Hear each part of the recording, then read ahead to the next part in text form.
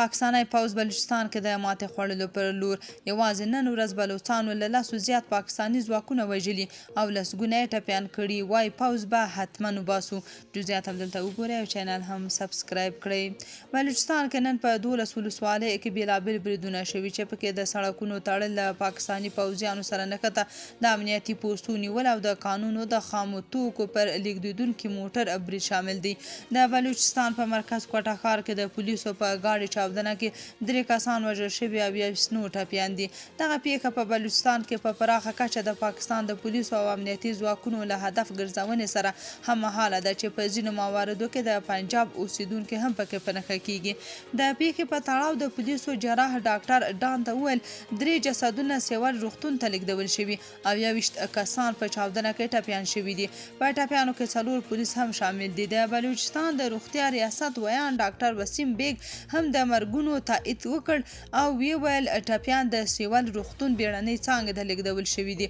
د بلوچستان د حکومت ویان شاهد رند ویلي چې چاودنه د پولیسو ګاډي ته نږدې شوې او د چاودنې ډول لا هم مشخص نه دی. په ټولنیزو رسنیو خپرو شوو ویډیوګانو کې ښودل کیږي چې خلک د چاودنې ځای ته راغونډېږي او یو سوځېدلی موټر سایکل د پولیسو له ګاډي سره پروت دی. تر اوسه کومې ډلې د دې چاودنې مسؤلیت پر غاړه نه دی اخیستی، خو په بلوچستان کې د ډیری پیښو مسؤلیت بلوڅ بیلتون غوښتونکي پر غاړه اخلي.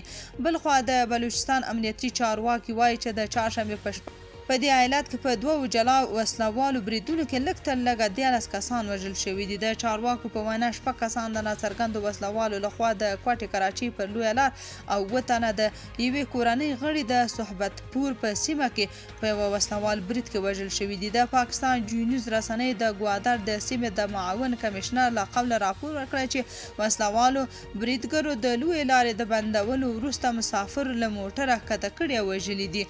بلوڅانو ویلي چې کسان د پاکستان پوځ او استخباراتو اړوند و.